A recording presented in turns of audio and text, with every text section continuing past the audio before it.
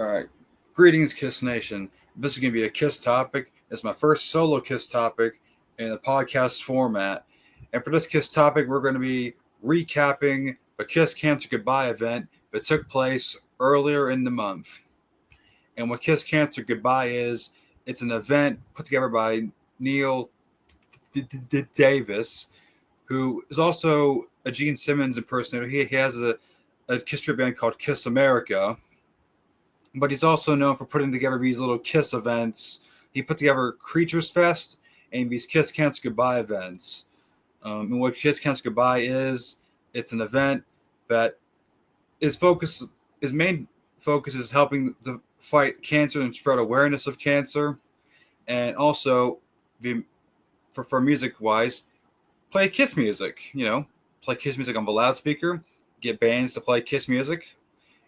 It's I think it's pretty cool on both aspects of the event. It's pretty cool. And I wasn't there. Luckily, the Creatures Fest Facebook page was live streaming the nights. Both nights they were playing music. So from what I saw of the live streams events, they were pretty cool. And this was the first since I got to see them on the live streams. This was the first live streamed and professionally filmed Kiss event that we actually got, or I got to see, since Madison Square Garden.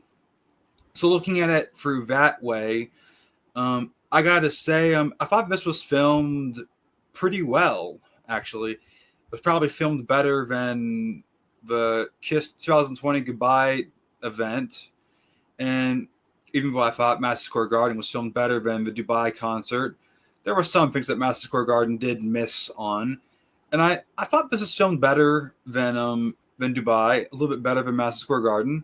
This is pretty good, even though the camera got a little bit choppy at some bits. I thought the whole thing was filmed pretty good.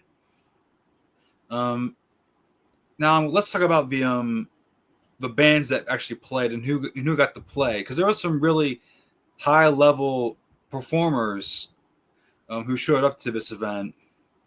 The first band that played for night one was some members from Ace's solo band, who was formerly Gene's first solo band. Ryan Spencer Cook and Jeremy Asbrock played, and this bassist were playing with Anton Fig, doing a bunch of songs from Unmasked and Dynasty. They opened it up with Is That You, and I thought that was pretty cool. Then they did Talk to Me, which I thought was pretty cool also. And Anton Fig did a really good job at drumming these songs. It's been a long time since he played these songs, and it's pretty cool. He did a really good job at drumming these songs.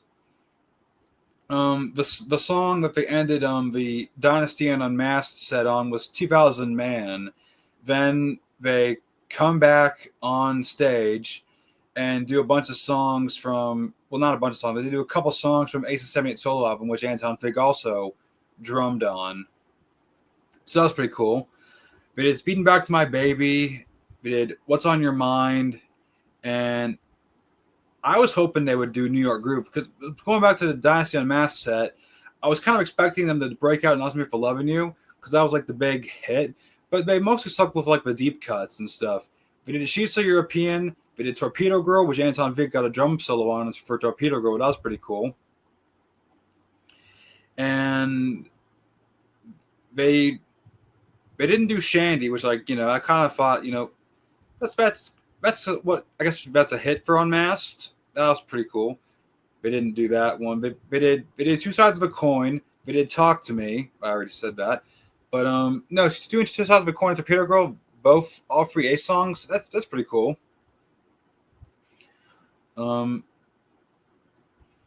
And like I said, for first act, they did Dynasty Unmasked and Aces 70. So that was pretty cool. Then for the second band, they had like a Peter Criss tribute act, which is like doing songs from Peter Criss' 70 solo album. They did Hooked on Rock and Roll, and they did I Can't Stop the Rain and Rock Me Baby, which Peter Criss 70 solo album, I'm not the biggest fan of Peter Criss 70 solo album, but these performances were pretty cool. They got a singer that kind of captures Peter Criss's voice completely, and it was pretty cool to see. I did like the band. The song's not too big on in the first place, but the singer, the whole band was pretty cool. I liked what I saw. Then they kind of like stopped perform. The acts kind of stopped for a bit, so Neil Davis could like do his whole charity thing, because that's what people really. That's what this whole thing is about. Like, you know, the Kiss music at one thing, then you have to like bring in the whole. We're supporting cancer also, which is cool. So I think I remember correctly. He brought out this elder poster, and he said he would get, you know, some of the people that performed already to autograph it, and he kind of like wanted the bidding to go at some, I think, some really way out there price, which these Kiss fans can afford. I think these are the same Kiss fans that would attend the cruises yearly, so they got the money. They could afford it. And then after Neil Davis did all of that, we had Todd Kearns. We had a lot of good fun with that one. But before we got into like Todd Kearns, I am forgetting one band. I can't forget this band. We had the Gene Simmons Band, and it was a tribute to Gene Simmons' 78 solo album. And it was like really cool. They opened up with Radioactive, and they actually did the way it did on the album with that ominous intro before it kicks into Radioactive. That was pretty cool. And Gabriel Connor is a damn good singer for these songs. He fucking kicks ass. I actually do enjoy him. He was actually part of Kiss Cruise, not Kiss Cruise. He was actually part of Kiss Cancer Goodbye last year. Only I don't believe they professionally filmed it and live streamed it last year. I tried to find any footage of it on their Creatures Fest page. The only thing I could find about it being professionally filmed was on Gabriel Connor's YouTube channel, which it was him, Todd Kearns, doing a bunch of songs from the Lick It Up stuff, like, you know, they did Young and Wasted and stuff like that. So that was pretty cool. So yeah, they did Radioactive, they did See You Tonight, and they did Tunnel of Love. I thought that was pretty cool. Excuse me. So after the Gene Simmons Band is done, they bring out like Todd Kearns, Bruce Kulick, because Bruce Kulick's part of this event also, which is pretty cool. And they do a tribute to Paul Stanley's 78 solo album, which I don't believe Bruce has ever done any of these songs. They do Tonight You Belong to Me. They did Move On and When You Like to Know Me, which it was kind of funny because Bruce got onto the microphone and started talking about how his brother Bob Kulick got it, how he did the song and stuff like that. That was pretty hilarious. And to hear actually Bruce do the 78 album songs, that's cool in and of itself. Because like I said, Bruce has never done these songs before, so it was new for him, and it was kind of a treat for someone like me who likes seeing Bruce play the 70s Kiss songs when they did it in the Revenge and Kiss My Ass era. That's cool. I like that. Then Todd Kearns comes back on the stage. We got Gabriel Connor and Joey Casada, which I know of Joey Casada from Kiss Army Things podcast. He was on Kiss Army Things podcast twice. And seeing Joey Casada drum live, he's a damn good drummer. We'll get into more into Joey Casada later, but in this episode, right now, Todd Kearns, Gabriel Connor, and Joey Casada, we're doing Creatures of the Night in its entirety, and that was so cool. like Joey Casada nailed all Eric Carr's drumming for Creatures of the Night. It was cool. I enjoyed it. And like I said, Gabriel O'Connor already nailed how Gene Simmons sang in Creatures of the Night era. So that was cool in of itself also. And it was I enjoyed hearing him do, Saint and Sinner, Rock and Roll Hell, Killer, I Love It Loud, and War Machine.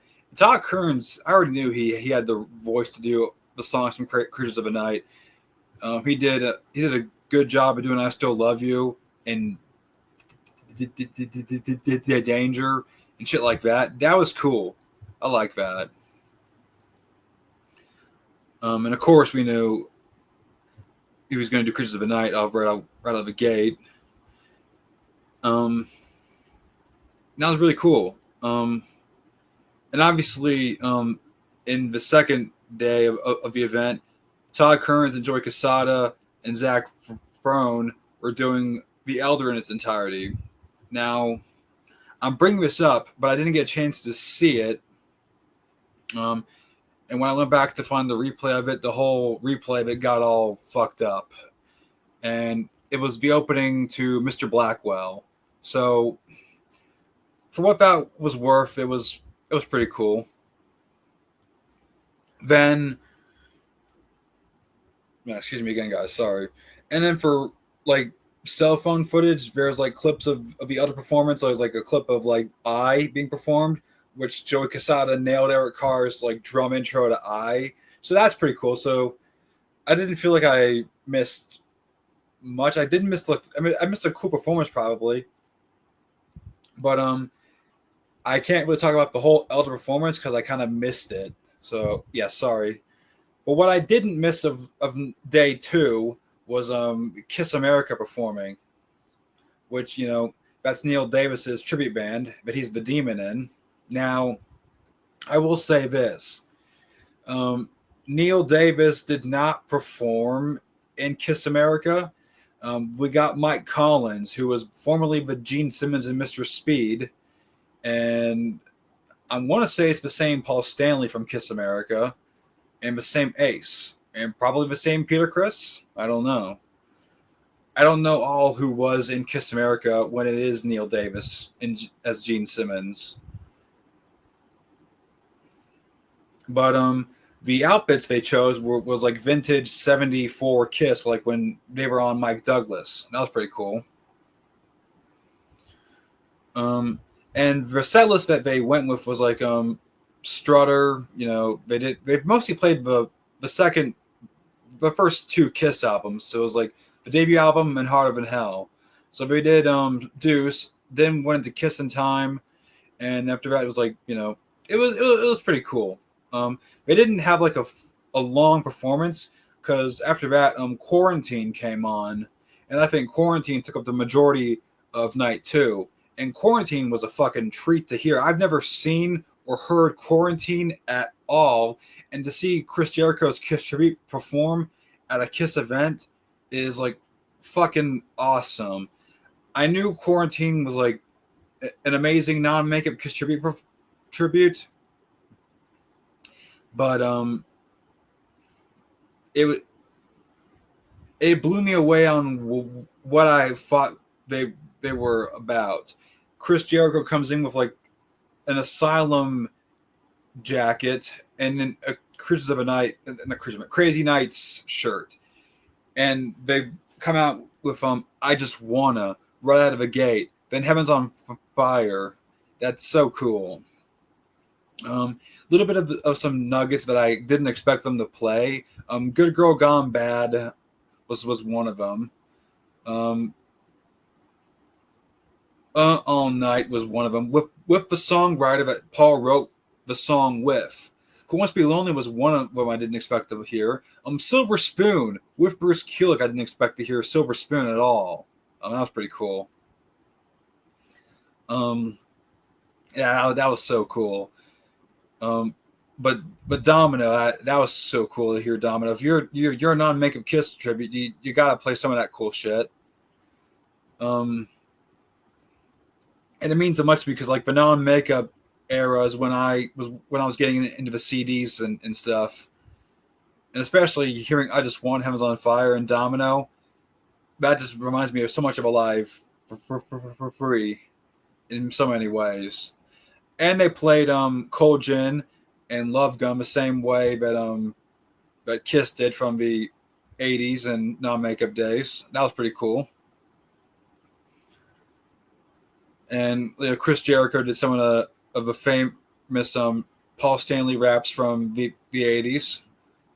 Like, do you know what hotel we're staying at? It's the only hotel that'll let us stay. That was pretty funny. But yeah, having Quarantine play like a long ass set list with Bruce Kulick and the songwriter who wrote some of the songs with Paul Stanley. That was pretty cool. I liked it. Um, I personally, out of everything that I saw in this event, Quarantine was the biggest surprise that I expected not I didn't expect to see, and it blew my mind away. Out of everything that I saw, it's fucking awesome. All right. So then the last act of the whole event was this band called Alive 2. And it played Alive. They played Alive 2 in its entirety, which was really cool for me to hear because like Alive 2 is my first Kiss album, as I've talked about many times on my channel. And I like I've said in the past on other Kiss topics when I have so many things, I don't like predicting what song's going to come next. But the cool thing about how they did handle Alive 2 is I could not have predicted how they handled Alive 2. We did side 1, side 2, then side 4 before the third side. And I was like, that's interesting. And they had a band for side 1 and 2. And they had a different band for side 4 and 3. So I was like, that's interesting.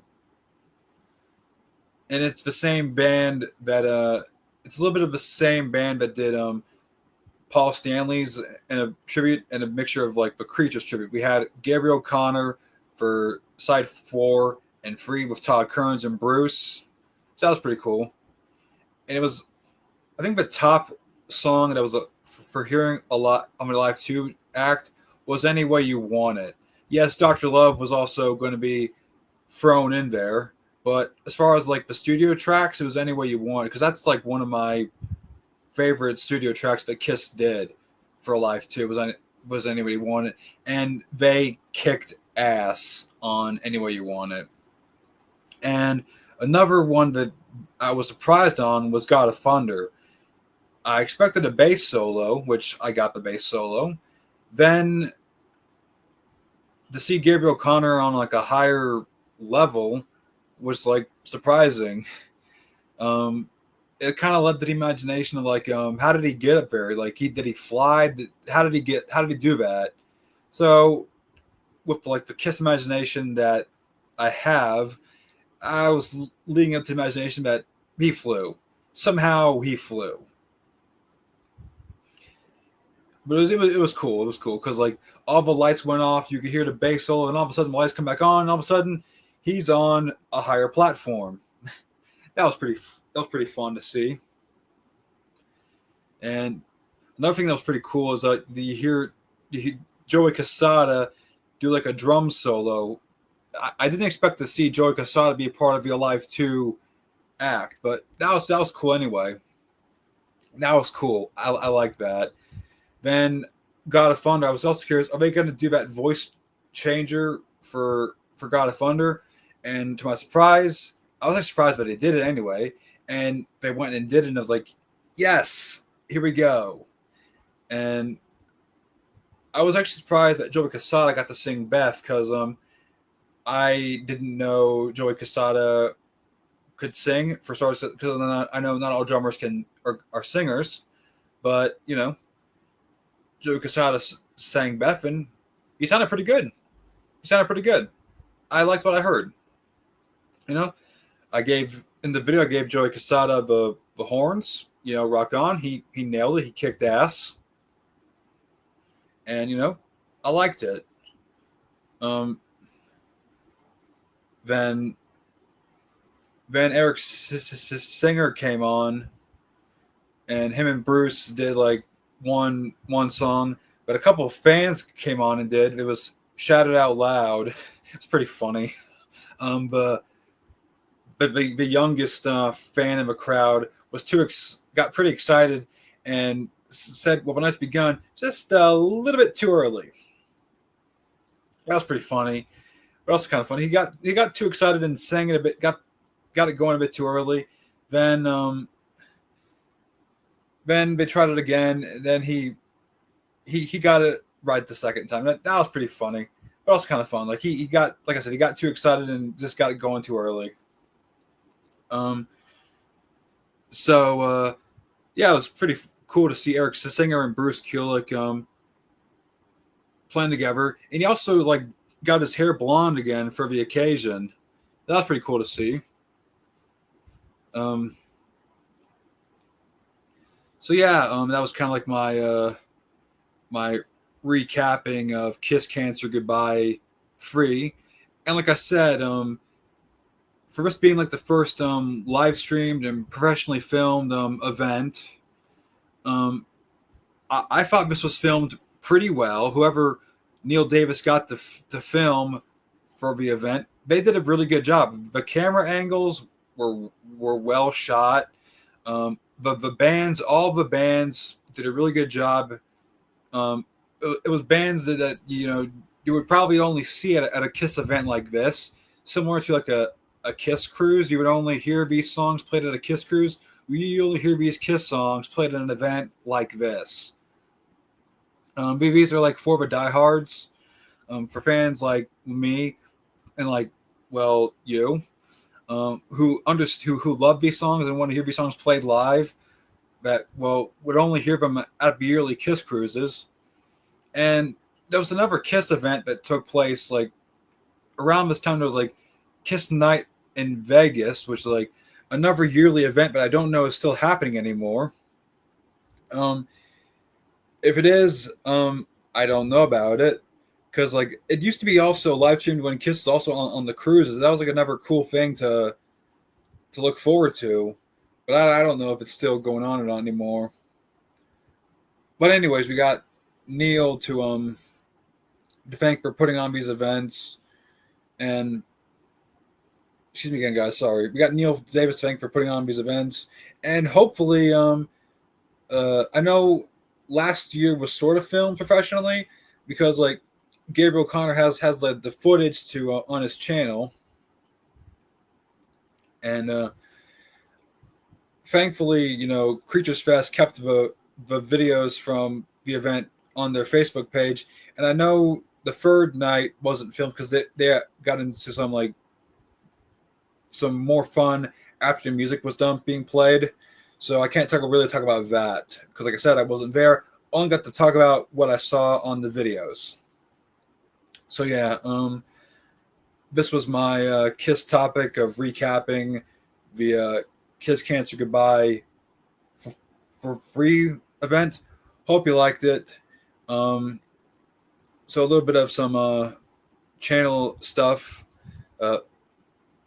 I don't have any other Kiss topics of yet of like talking about something else planned for this year. So this might be like the last Kiss topic of the year.